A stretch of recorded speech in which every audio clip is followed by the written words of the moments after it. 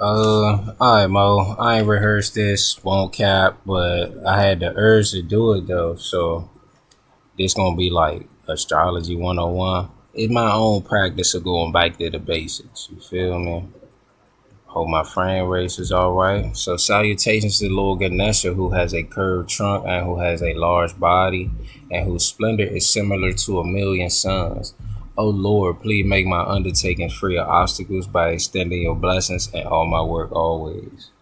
So we got a couple images, a little scripture. Job 38:32. Can you lead forth the Mazzaroth in their season, or can you guide the bear with his children? It's the question that was asked to Job.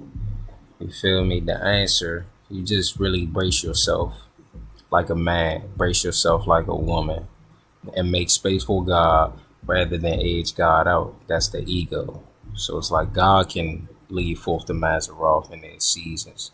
So when God's speaking to you, he's often going to speak through the science of the signs in the sky.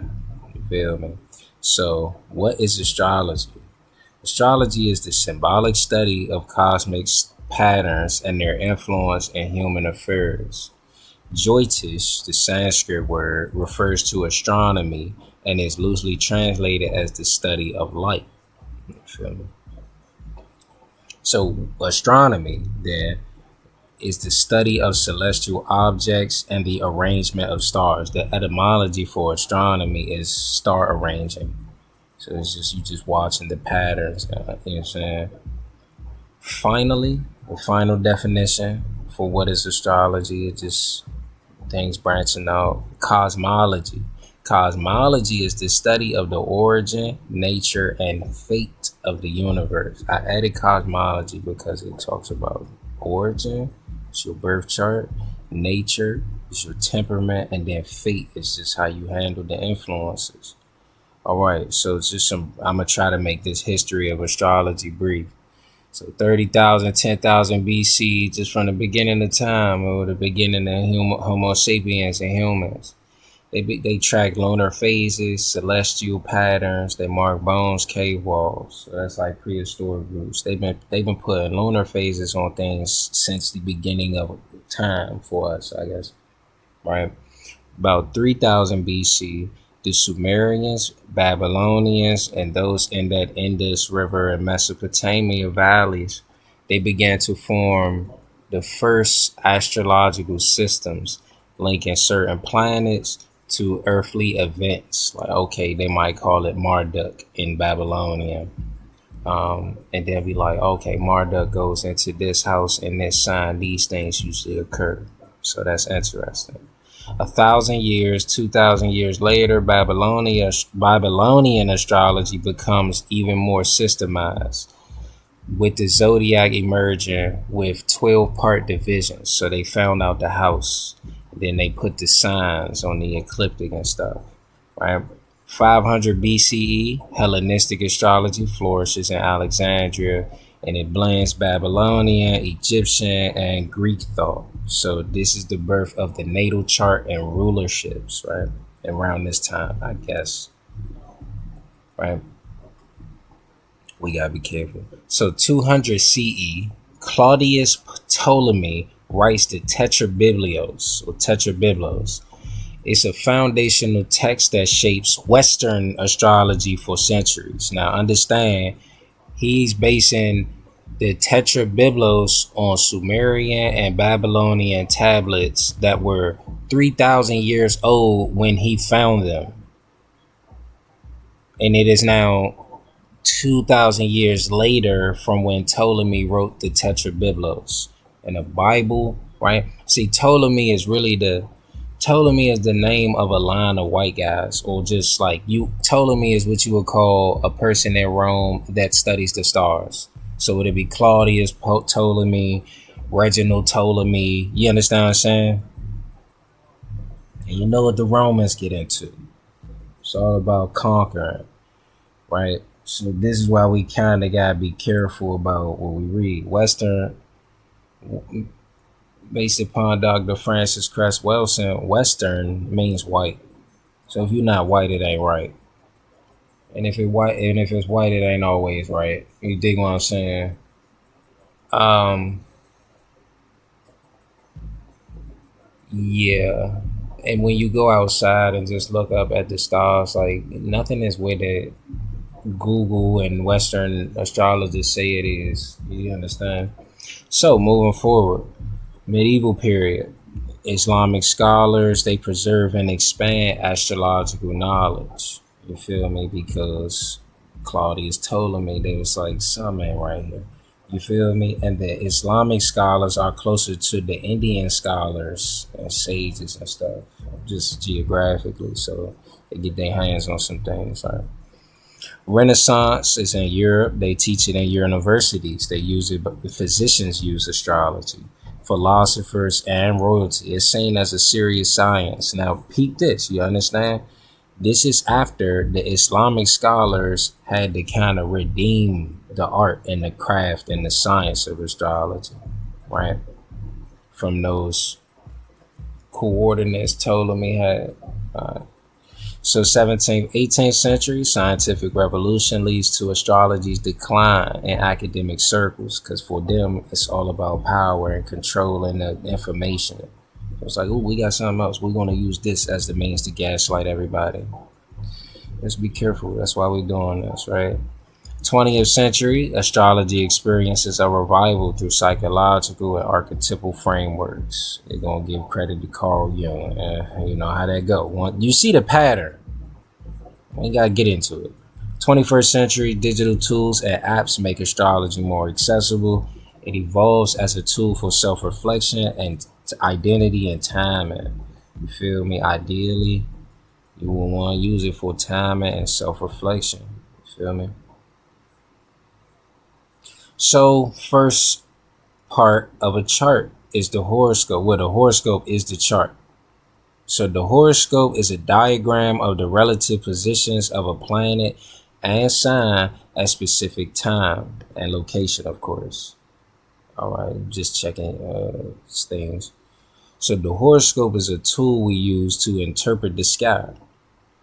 The diagram, across different cultures, it changes its shape and certain, the way it is, and not necessarily, it's interpreted the same way. That's astrology is kind of like complete science. So regardless of where you at, a horoscope is made of three main parts. It's going to have houses, it's going to have signs, and then planets. Other parts, the minor parts, would be points and then aspects and stuff like that, right?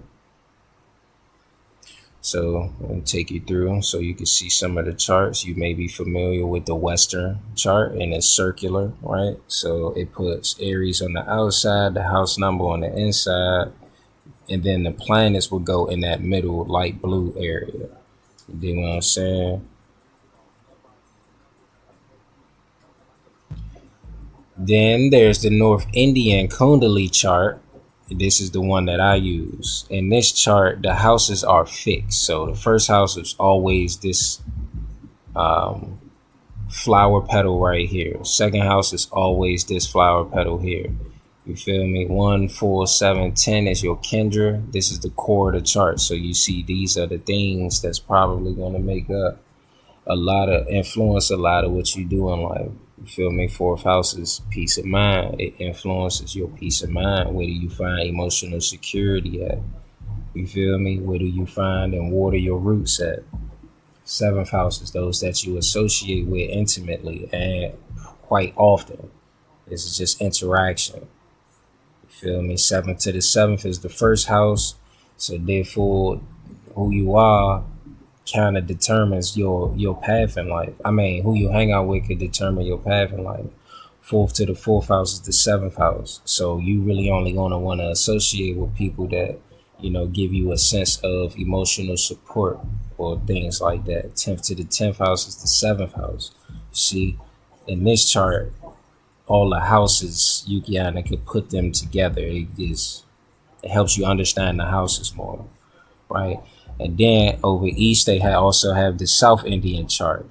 In the South Indian chart, the signs are fixed, but the houses move. So Aries in the South Indian style is always here. Pisces is always here. Opposite to Aries is Libra. It'll always be here. Feel me? Checking my little stats. I'm worried about my frame rate. Sorry about that. Okay, so houses in a horoscope. Houses represent where events and things happen in a chart.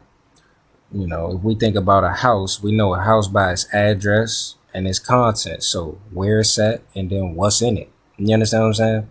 So it's 12 houses that are used in the study of astrology, right? One is the ascendant self approach to life. Two is finances, material possessions, your family, your face and neck.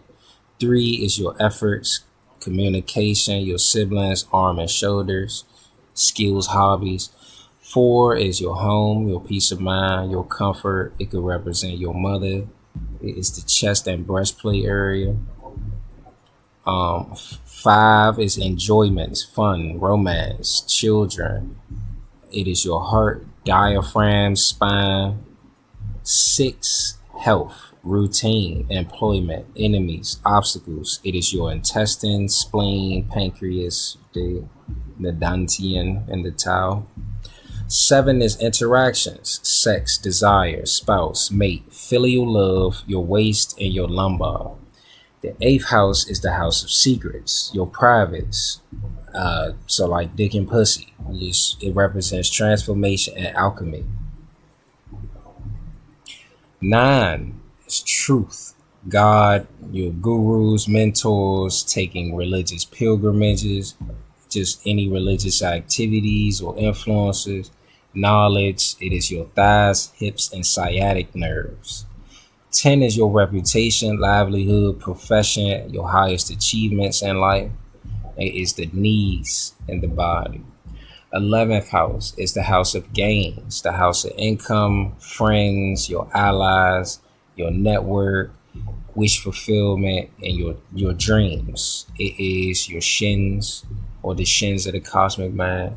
12th house is the house of salvation, the house of losses, troubles, detachment, spirituality, secret enemies. It is your feet and your ankles. Feel me? So houses are the areas that planets go in and signs go in. So in 11th house, we do an example. In 11th house in, let's say, Taurus, this would suggest that your friends are steady, stable, reliable, you feel me? Stubborn, could be vain, you dig what I'm saying? So Moon and Taurus in the 11th house, you get a emotional fulfillment and utmost happiness with your friends, or you have a friend that is very emotionally stable. You dig what I'm saying? You see how we working out? So signs, let's move on to signs. Let me check my time. 13 minutes. I think I'm doing pretty decent. Signs show how the planetary energy manifests. The planets, though, have their own temperament, nature, and friendships. But signs give the planet a certain quality and its influence, to a field to influence from. For example, Aries is the field of action. So planets with a fiery temperament or a creative temperament are likely to do well in Aries. So fiery planets like Sun, Mars, creative planets like Jupiter, they do well in Aries. You feel me? More gentle, slow moving, or even what can I say? Cold planets are not gonna do too well in that sign of Aries. So Moon, to a degree. Venus, Saturn does terrible in Aries. Rahu is not quite favorable in Aries. You understand what I'm saying? So there are 88 constellations in the sky. Though along the ecliptic, we mainly observe 12 as our zodiac. And the zodiac means a circle of little animals. So from Aries to Ram, all the way through to Pisces to Fish, right? Now, signs are made of an element and a modality and they all have a ruler. So let's go through the elements and the signs. We go through the signs as Aries, Taurus, Gemini, Cancer, Leo, Virgo, Libra, Scorpio, Sagittarius, Capricorn, Aquarius, and Pisces, just to go through them. So the elements, we got 4 elements: fire, earth, air, water. Fire is hot. Fire is Aries, Leo, Sag. Fire is hot, dry, ardent, meaning kind of intensely passionate, very like convinced. So the description for fire is intense, passionate, creative, active, and bold. Aries is active and bold. Leo is creative and passionate. Sagittarius can be intense and inspirational. Earth signs: Taurus, Virgo, Capricorn. Earth is heavy, firm, rough, thick. You know what I'm saying? It is pragmatic, grounded, result-based, and persistent. Taurus is persistent, grounded. Virgo is pragmatic, efficient, result-based. Capricorn is persistent and authoritative. Dig what I'm saying? It's firm. Air signs: Gemini, Libra, Aquarius. Air is light, mobile, dry, subtle, and rough. Meaning that you can feel it, right? But it's subtle, meaning that it's kind of everywhere, right? And nowhere. So air is logical, intellectual, social, communicative, pervasive, right? So Gemini is adaptable and intelligent or intellectual. Libra is social, and then Aquarius is pervasive and very logical. Water signs: Cancer, Scorpio, Pisces. Water is cold, wet, soft, and dull.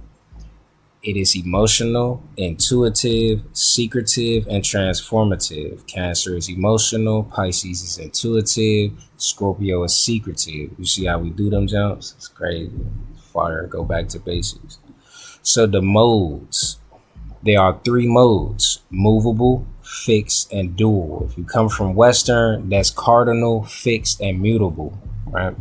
So movable, spark. This is just keywords. It's the spark, the initiation, the outward push. Aries is the spark of action. The initiation to Cancer is the outward push towards care, nurturing. Libra is initiating relationships, partnerships, conversations. You feel me? Capricorn is a push towards a big plan, a strategy, right? Fixed modality. Keywords is endurance, deepening, consolidation. So they kind of endure. They dig their feet in. Fixed signs, fixed modalities. They gonna dig their feet in, stick things through. Even if it's not so good for them, they'll still kind of like deal with it until they consolidate the issue. So you often problems with fixing, and then go fix it. You know what I'm saying? It's in their nature. Fix it, endure it, make it deeper, right? Dual modality. Keywords is adaptation, refinement, and flow. So these signs adapt, they refine, they kind of make things better, or they, sift through things, right? They understand, okay, this is a higher expression, that's a low expression, a lot quicker, and they don't get caught up in trying to start something like a movable sign or getting too stuck into something like the fixed sign. They adapt, refine, they flow. Gemini adapts, Virgo refines, Sagittarius expands, optimizes, and Pisces loves. So in zodiac, the house comes first. They are the six. You gotta have space for something to go. So houses are the space. Houses span 30 degrees. So houses 30 degrees, 100 is 360. You dig what I'm saying? It's the whole sphere of the sky, or the zodiac, the ecliptic. Every sign goes into a house, and it's not. I don't find it to be overlap. As a matter of fact, go on my jump, make it smaller so we can go over this. So look, you maybe can't see it in the Star Wars jump. Disney, right? Aries. Like, nah, wouldn't it take up more space? But I tell you what, your feet and then the lymphatics and your feet part in your head, correct? But there's no overlap. If you feel by your head, something's wrong. If it is by your feet, something's wrong. You feel me? Seem like so Aries the hidden cause nine. Pisces defeat as and there's nothing besides the constellations I really don't want to get track. Pisces represents salvation. For God so loved the world gave on time. Salvation, you doing sense of salvation is job for the now coffee I chose salvation and offered to a lot of people. So why would Pisces be a little bit if a lot bit larger than Aries? What you always talk to? You know what I'm saying?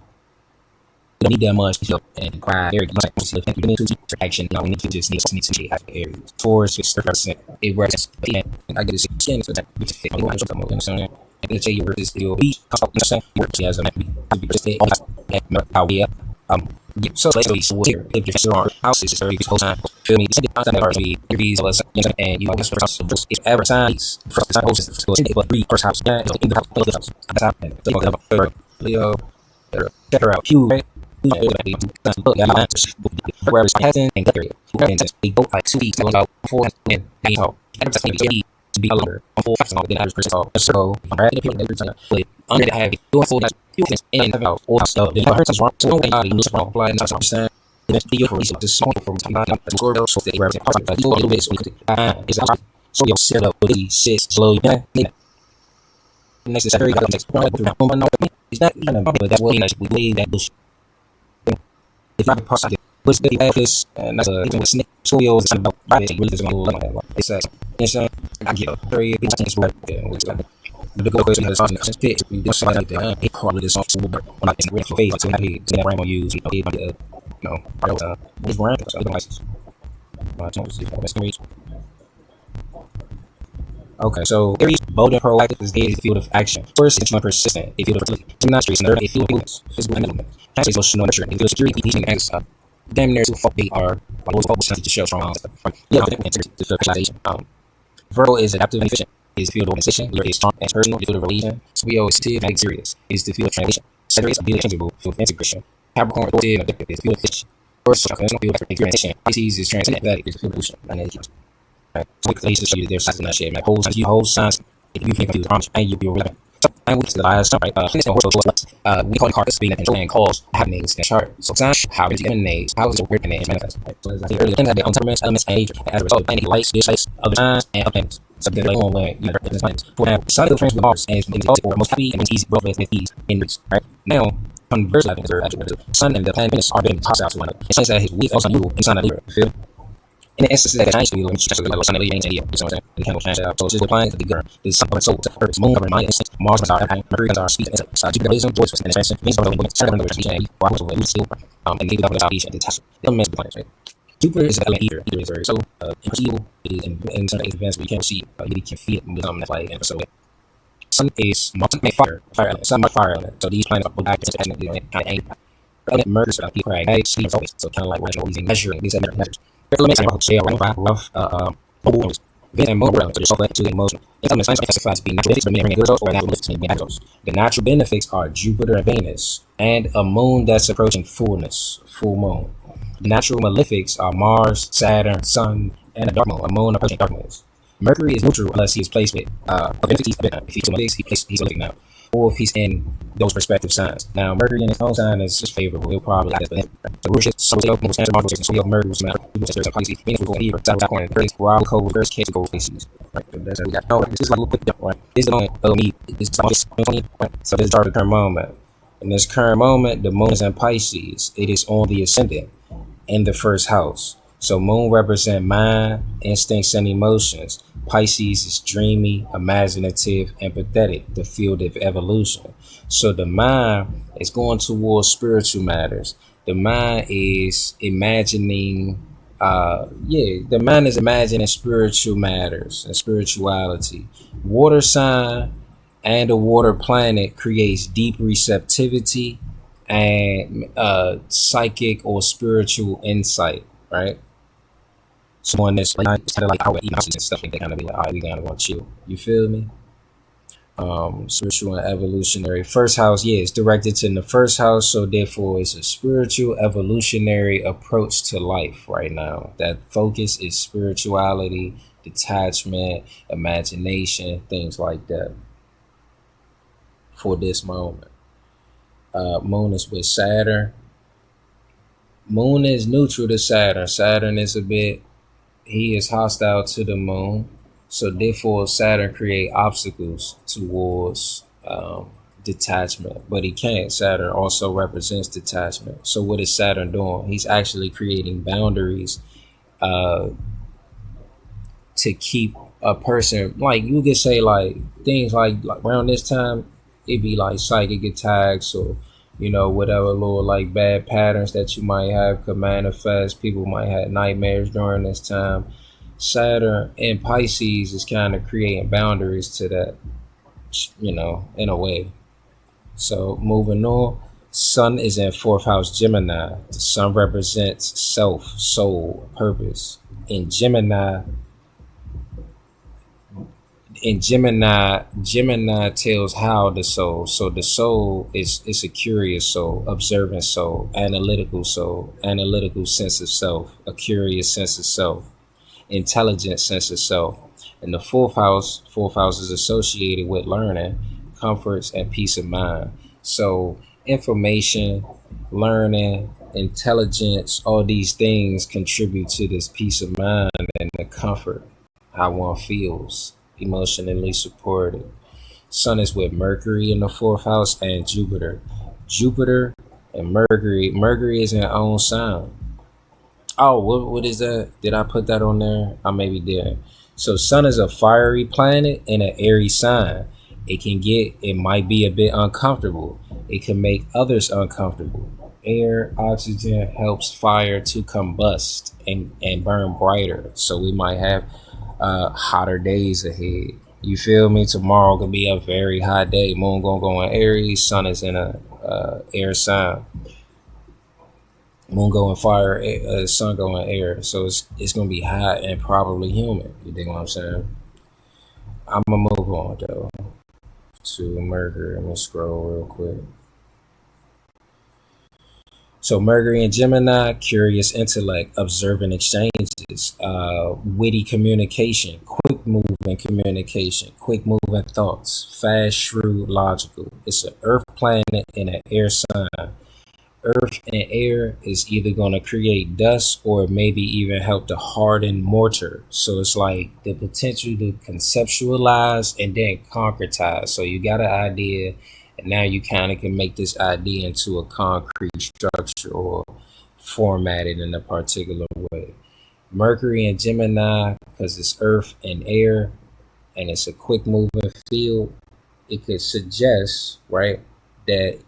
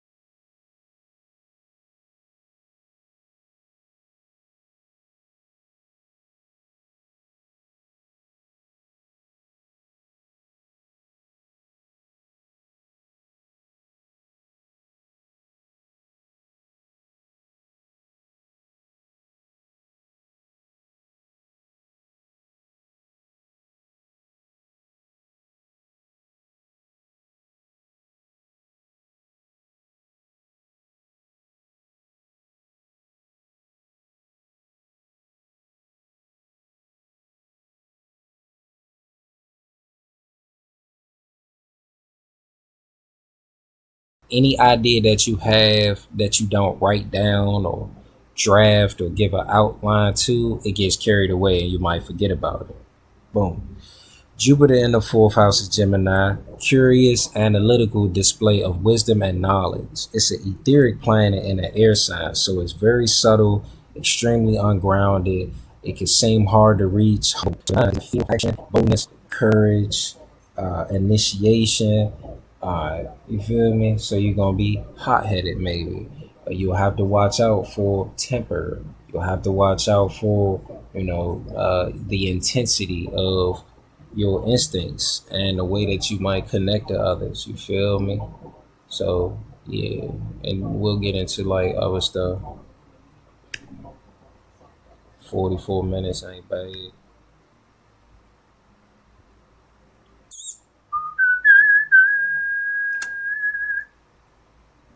I gotta wait for this to process.